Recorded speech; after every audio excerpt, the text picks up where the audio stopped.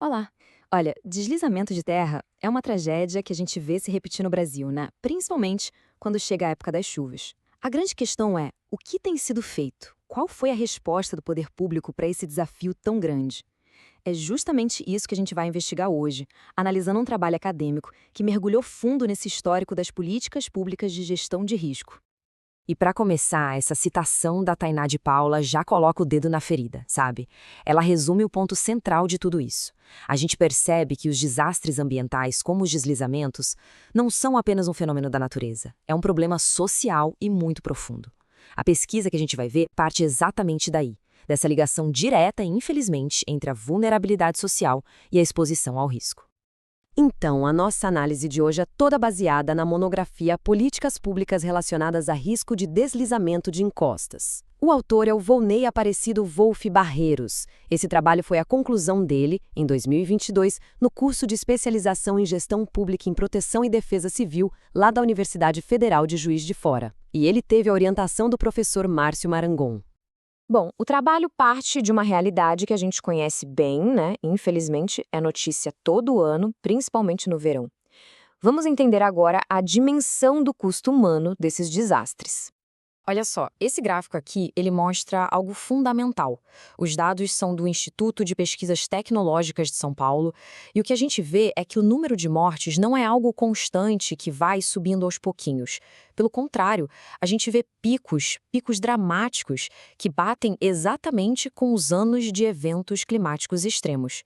Isso mostra que, mesmo com alguns avanços, o país continua muito vulnerável a chuvas mais fortes, como aquelas que a gente viu em 1988, no grande desastre de 2011 na região serrana do Rio e, de novo, mais recentemente em 2022. E o problema, como essa tabela deixa claro, tem endereços bem específicos. A pesquisa mostra que a coisa é muito concentrada geograficamente. Cidades como Petrópolis, Nova Friburgo, Teresópolis, todas no Rio de Janeiro, acabam sofrendo uma parcela desproporcional do custo humano desses desastres ambientais. E esse número é realmente impactante. 634. Esse é o total de mortes registradas só em Petrópolis. Isso faz da cidade o município mais afetado do Brasil por deslizamentos, de acordo com essa base de dados histórica.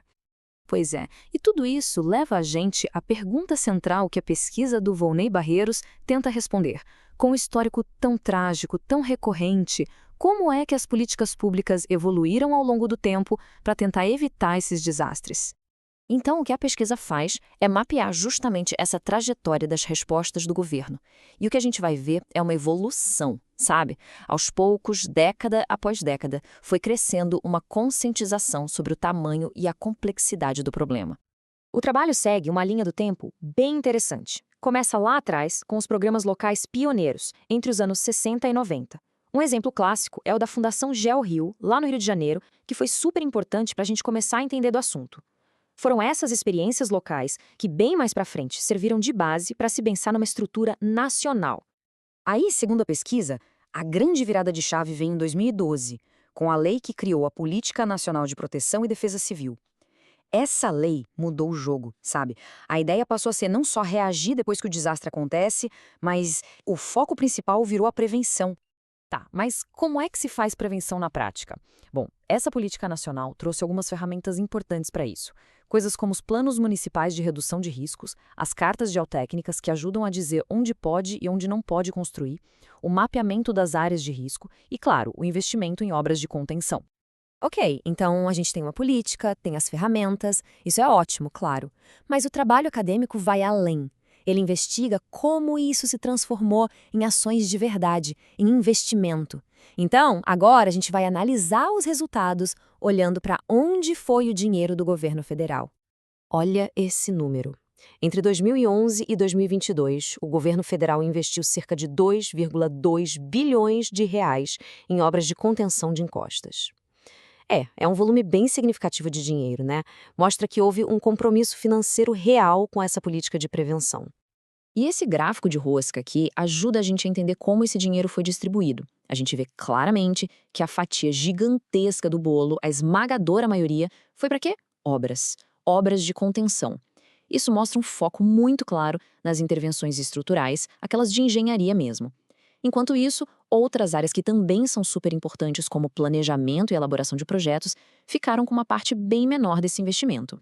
Agora, esse gráfico de barras aqui é muito revelador. Ele compara o alcance das diferentes ações. Por exemplo, o mapeamento do risco, a chamada setorização, chegou a mais de 1.600 municípios. É bastante coisa. Só que, na hora do apoio financeiro para criar os planos e principalmente para executar as obras, aí a coisa foi bem mais concentrada. Um número muito menor de cidades acabou recebendo esse tipo de apoio. Beleza, então, depois de analisar todos esses dados, o que a pesquisa conclui? Vamos dar uma olhada agora nos pontos principais que o autor levanta, tanto sobre os avanços quanto sobre os desafios que continuam por aí. A conclusão da monografia é bem equilibrada.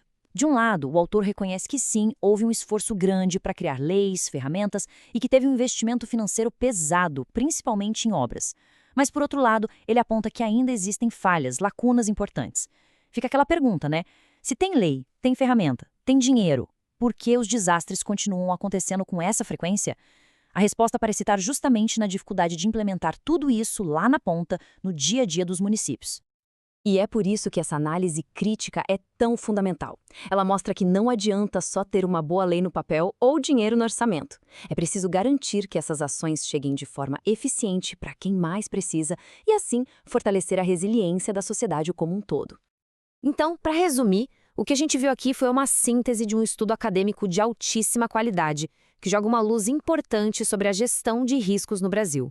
A pesquisa deixa claro que, embora a gente tenha avançado na lei e no investimento, o desafio de proteger as populações mais vulneráveis, ele continua enorme.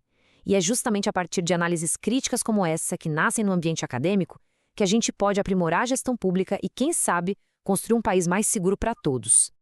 E para quem ficou interessado e quer se aprofundar ainda mais no tema, fica a recomendação, claro, de consultar o trabalho original. O link para acessar a monografia completa está aqui na descrição. Se essa análise que a gente fez aqui foi útil de alguma forma, fica o convite para seguir o canal, curtir o conteúdo e compartilhar. A ajuda de cada um é fundamental para que mais gente tenha acesso a informações importantes como essa sobre as políticas públicas do nosso país. Um aviso importante. Este material que vocês viram é uma síntese automatizada do trabalho acadêmico original e ela foi gerada com o apoio de ferramentas de inteligência artificial. E justamente por ser uma síntese, o conteúdo pode ter algumas simplificações ou até imprecisões. Por isso, para ter a visão completa e exata do estudo, é indispensável consultar a fonte original, ok? Muito obrigada!